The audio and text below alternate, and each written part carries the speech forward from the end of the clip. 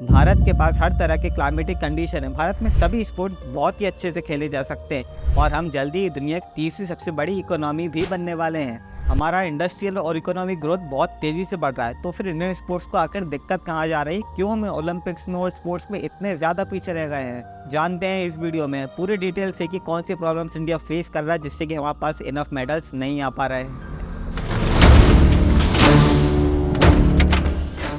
सबसे पहले जानते हैं कि ओलंपिक्स आखिर है क्या।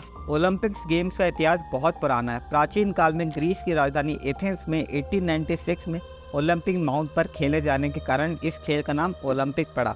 ओलंपिक गेम्स दुनिया भर में मुख्य 4 प्रकार के होते हैं: summer Olympics, winter Olympics, para Olympics और यूथ ओलंपिक्स। इसे खेलों का महाकुंभ भी कहा जाता है। ओलंपिक गेम्स में 3 प्रकार के मेडल दिए जाते हैं: गोल्ड, सिल्वर और ब्रोंज।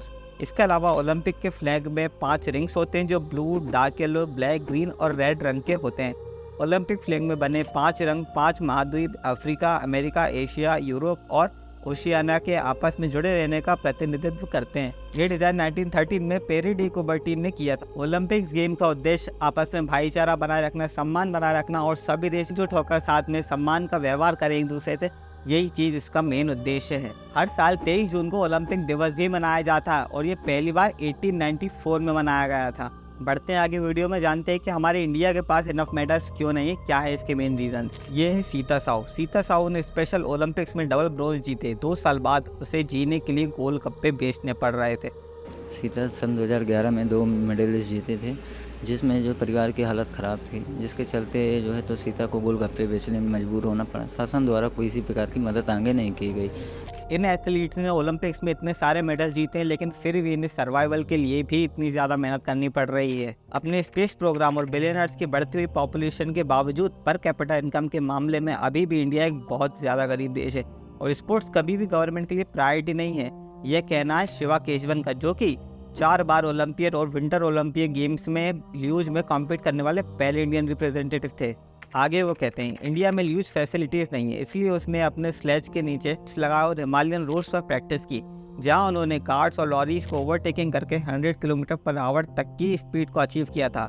आगे वो कहते हैं एक वक्त ऐसा आया जब मैं अपने करियर को सस्टेन नहीं कर पा रहा था, मैं ट्रेनिंग नहीं कर पा रहा था, कॉम्पिटिशन में नहीं जा पा रहा था क्योंकि मेरे पास पैसे नहीं थे। तो मैंने स्पॉन्सरशिप के लिए देखना शुरू किया और मैं एक्चुअली 100 कंपनीज के पास गया, तब जाके एक ने हाँ कहा। उनका कहना है कि इंडिया में क्रोनिक रिसोर्सेज की कमी ने उनकी परफॉर्मेंस को और साथ ही बहुत सारे एथलीट्स की परफॉर्मेंस को बहुत ज़्यादा प्रभावित किया, जिससे कि वो अपने मेन टूर्नामेंट्स में अच्छे से परफॉर्म बिल्कुल नहीं कर पाते हैं। Indian government international athletic competition पे चाइना, यूएस और दूसरे देशों के मुकाबले बहुत ज़्यादा कम खर्चा करती है, जिसके कारण एथलीट्स को अपने ट्रेनिंग्स के लिए, हाई क्वालिटी इक्विपमेंट्स के लिए और ट्रैवल एक्सपेंसेस को मैनेज करने के लिए खुद ही ये पर्सनल खर्चे करने पड़ते हैं। जिस वजह से सबसे मेन प्रॉब्लम तो यहीं पे आती है, जो कि है पैसे की।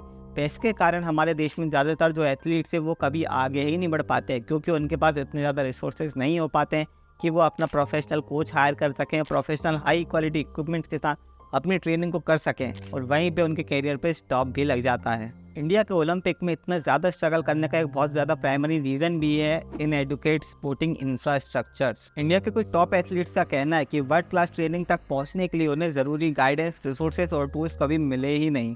जो कंट्रीज स्ट्रॉन्ग स्पोर्ट्स फैसिलिटीज़ के साथ होती है, उनके एथलीट्स को एक कॉम्पिटिटिव एज मिलता है और उन्हें अपने स्किल्स को शार्पन करने का भी मौका मिलता है, जिससे कि उनकी ट्रेनिंग भी बेटर होती है और वो इंटरनेशनल एथलेटिक टूर्नामेंट्स में और ज़्यादा बेटर परफॉर्म कर पाते हैं। करनाम मल्लेश्वरी, जिन्होंने 2000 सिडनी ओलंपिक्स में वेट लिफ्टिंग के लिए ब्रॉन्ज मेडल जीता, कहती है कि वो सेल्फ फंडेड थी। जब तक उन्हें मेडल नहीं जीते और जब जीते भी तब भी जो वेट्स उनको ट्रेनिंग के लिए दिए गए थे वो ओलंपिक स्टैंडर्ड्स को कभी मैच नहीं करते थे। चाइनीज स्टेट मीडिया का मानना है कि इंडिया के ओलंपिक्स में कम सक्सेस का रीज़न इंफ्रास्ट्रक्चर की कमी, पुअर हेल्थ, पॉवर्टी, लड़कियों का स्पोर्ट्स में पार्टिसिपेट ना करना और लड़कों का डॉक्टर्स और इंजीनियर्स बनने के लिए फोर्स किया जाना है।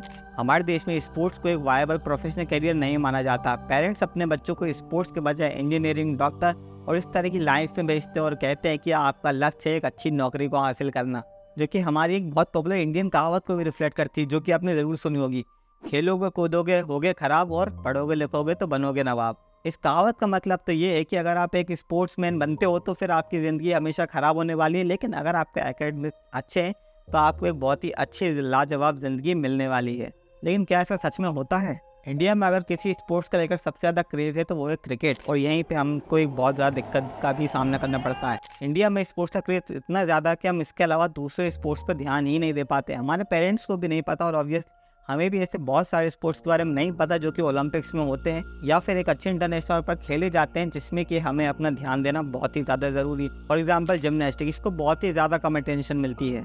जब तक दीपा कर्माकर, जो कि इंडिया की पहली फीमेल जिम्नास्ट थी जो ओलंपिक में कम्पीट की, जिसने रियो ओलंपिक्स में मेडल जीतने की बहुत ज़्यादा करीब पहुंच गई थी। हमारे भारत देश में ज़्यादातर लोग बिलो पॉवर्टी लाइन लोग में आते हैं, यानी कि वो बहुत ज़्यादा गरीब होते हैं या फिर उनके पास अच्छे रिसोर्सेज की कमी होती है, जो कि ऑब्वियसली पैसे से पूरी हो सकती है कई जगह, लेकिन कई जगह पैसों से भी पूरी नहीं हो सकती। ये हमारे देश में बहुत ही ज़्यादा कमी है, और हमारी गवर्नमेंट को और हमें खुद भी अपने स्पोर्ट्स पर ध्यान देना चाहिए, अपने आसपास ध्यान देना चाहिए। अगर आप एक पेरेंट और इस वीडियो को देख रहे हैं तो अपने बच्चों को ज़रूर बताएं कि कौन कौन से स्पोर्ट्स होते हैं। आप देख सकते हैं कि आपके बच्चों में किस स्पोर्ट्स को लेकर ज़्यादा इंटरेस्ट आ रहा है। अगर हम लोग ही अपने देश को आगे बढ़ाने से पीछे हट जाएंगे तो फिर और कौन बढ़ाएगा। सबसे पहले तो हमें खुद इस चीज़ पर ध्यान देने की ज़रूरत है। हमें खुद हर चीज़ में जागरूक बनना है और हर चीज़ में आगे बढ़ना है। इंडिया में क्या आपको पता है, सबसे ज़्यादा जो एथलीट जाते हैं वो हरियाणा से जाते हैं। वो ऐसा क्यों? क्योंकि वो वाली जो स्टेट है वो थोड़ी इसके प्रति ज़्यादा जागरूक है, लेकिन वही हमारी जो दूसरी स्टेट है वहाँ से बहुत ही ज़्यादा कम एथलीट्स जाते हैं, और इस चीज़ पे भी हमें विशेष ध्यान देना चाहिए। और बहुत ज़्यादा बड़ी प्रॉब्लम है पॉलिटिक्स की। पॉलिटिक्स बीच में आ जाता है, जिसकी वजह से बहुत सारे जो स्पोर्ट्समैन हैं वो अपनी कैरियर को बीच में ही लगाम दे देते हैं, क्योंकि पॉलिटिक्स हर जगह बीच में घुस जाती है, जिसकी वजह से जो टैलेंटेड लोग हैं उन्हें बहुत मौका ही नहीं मिल पाता है। ऐसे लोग आगे जाते हैं जो कि ज़्यादा टैलेंटेड नहीं होते, फिर वो हार जाते हैं, फिर दूसरे लोगों का भी उस गेम्स के प्रति, उन स्पोर्ट्स के प्रति इंटरेस्ट नहीं बच पाता। यहीं पे हमारी बहुत ज़्यादा बड़ी गलती भी होती है। अगर कोई एक व्यक्ति जो कि पॉलिटिक्स से जुड़ा हो और एक नॉर्मल व्यक्ति है, तो पॉलिटिक्स वाले व्यक्ति को हमेशा पहले चांस दिया जाएगा, क्योंकि उनके कनेक्शंस होते हैं, उनके नेटवर्क होते हैं। उनके लड़कियों को पहले चांस दिया जाएगा, भले ही वो कम टैलेंटेड ही हो।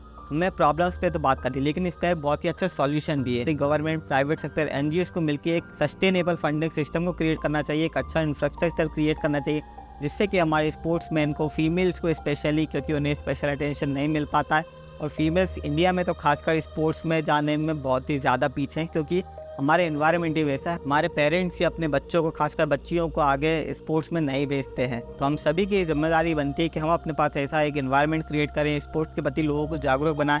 गवर्नमेंट को भी अपनी अलग अलग मुहिम चलानी चाहिए, अपनी अलग योजनाएं बनानी चाहिए, और देश को एक अच्छा स्पोर्ट्स लीडर भी बनाना चाहिए।